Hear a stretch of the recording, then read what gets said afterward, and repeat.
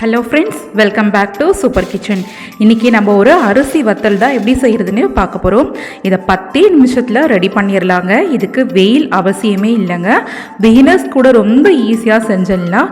இந்த வத்தல் ரொம்ப சாப்பிட்றதுக்கு டேஸ்ட்டாக இருக்கும். குழந்தைங்களாம் ரொம்ப விரும்பி சாப்பிடுவாங்க. இந்த வத்தல் செய்கிறதுக்கு 1 கப் அளவுக்கு பச்சரிசி மாவு எடுத்திருக்கேன். நீங்கள் வீட்டில் அரைச்ச பச்சரிசி மாவாக இருந்தாலும் சரி, இல்லை ரெடிமேடாக கடைகளில் வாங்கின பச்சரிசி மாவாக இருந்தாலும் சரி சேர்த்துக்கலாம். கொஞ்சமாக உப்பு சேர்த்து இதை நல்லா மிக்ஸ் பண்ணி விட்டுருங்க. இப்போ நான் ஆல்ரெடி கேஸ் ஸ்டவ்வில் தண்ணியை நல்லா கொதிக்க வச்சுருக்கேங்க. அந்த தண்ணியை இந்த பச்சரிசி மாவில் கொஞ்சம் கொஞ்சமாக சேர்த்துட்டு நம்ம இடியாப்பத்துக்கெலாம் மாவு பிசைவோம் பார்த்தீங்களா, அந்த மாதிரி நல்லா டைட்டாக பிசைஞ்சு எடுத்துக்கோங்க. இப்போ பார்த்தீங்கன்னா மாவு நல்லா சூடாக இருக்குது.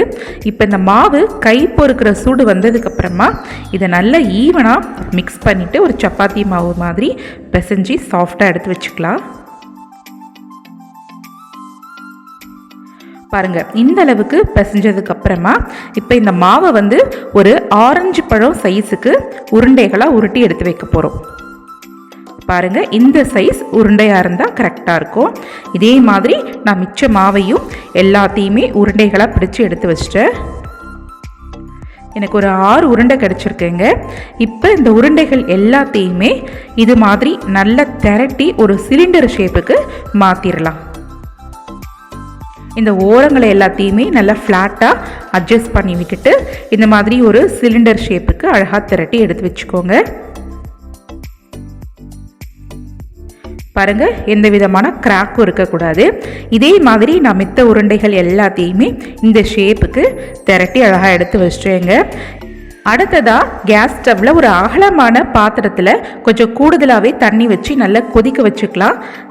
இப்போது தண்ணி கொதிச்சதுக்கப்புறமா நான் கொஞ்சமாக ஃபுட் கலர் சேர்த்துருக்கேன். உங்களுக்கு ஃபுட் கலர் சேர்க்க விருப்பம் இல்லைன்னா தாராளமாக ஸ்கிப் பண்ணிக்கோங்க.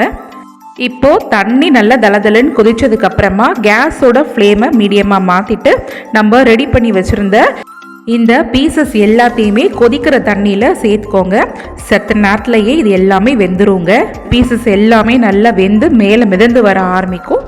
இப்போது ஒரு ஜல்லிக்கரண்டி வச்சு தண்ணி எல்லாத்தையுமே வடிச்சிட்டு இதை அப்படியே ஒரு தட்டுக்கு ட்ரான்ஸ்ஃபர் பண்ணிக்கலாம்.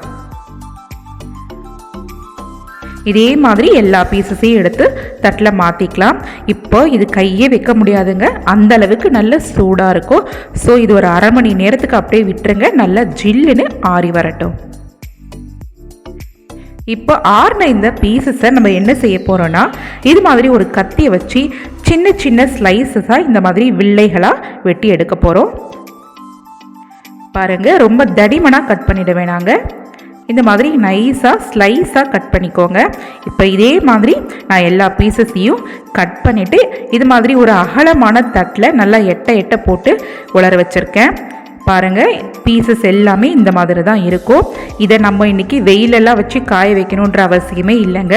இதை நான் காலையில் செஞ்சு ரெடி பண்ணிட்டேன். இதை அப்படியே வீட்டிலையே நிழல்லே தான் உலர்த்தி வச்சுருக்கேன். ஓவர் நைட் காஞ்சாலே போதும், மறுநாள் காலையிலே நமக்கு வத்தல் பொரிக்கிறதுக்கு ரெடி ஆகிடும். இது காஞ்சதுக்கப்புறமா இது எப்படி இருக்குது அப்படின்றதையும் நான் காட்டுறேன் பாருங்கள். இப்போ பார்த்தீங்கன்னா நல்ல சுக்காட்டம் காஞ்சிருச்சுங்க. ஏன்னா இது நம்ம இன்றைக்கி அரிசி மாவில் செஞ்சோம் இல்லையா, ஸோ இதுக்கு வெயிலெல்லாம் ரொம்ப ஜாஸ்தியாக வேணுன்ற அவசியமே இல்லை. இப்போ இந்த வில்லைகள் எல்லாத்தையுமே நம்ம சூடான எண்ணெயில் போட்டு பொரிச்சுக்க வேண்டியது தான். எண்ணெய் நல்லா காஞ்சதுக்கப்புறமா போட்டு இந்த மாதிரி பொரிச்சு எடுத்து பாருங்கள், நல்லா ஜம்முன்னு சூப்பராக பொரிஞ்சு வரும்.